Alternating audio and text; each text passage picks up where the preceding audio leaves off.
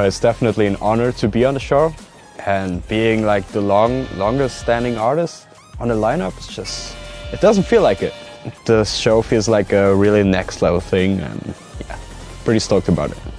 We think the whole setup is really sick. We've just seen it and we are really excited to be here at YouTube Space. The first time I got in there, I was like, damn, this is like a living room. I want to be there with other creators, and I felt like home. And oh, your feet.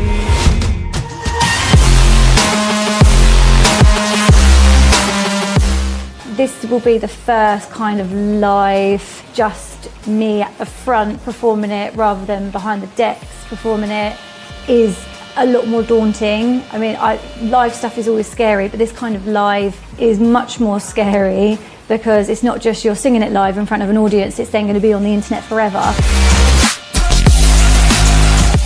This is the first time where I would be singing to a track, so it's just kind of a new experience for me. The rehearsal's been great.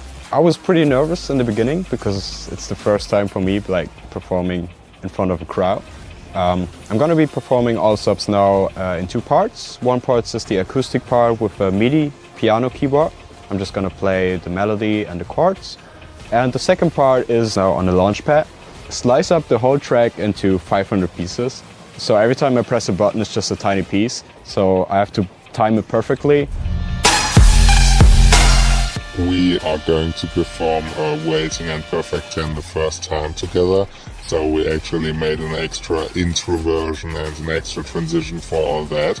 So we're gonna have the live piano on it and the launch pad. I don't think we expect it to be our first show live stream, but I think we're gonna keep our minds clear. At least we try to, and just concentrate on what we love doing the most, and that's music. First release on NCS, never have I felt this. The response has been incredible, the feedback is just great.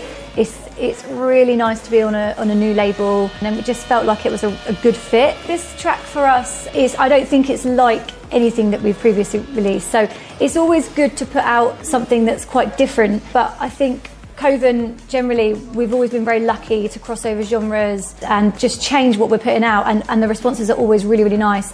So for us, it's good to know that we can carry on that way. When I songwrite, I just write about things that are going on in my life currently.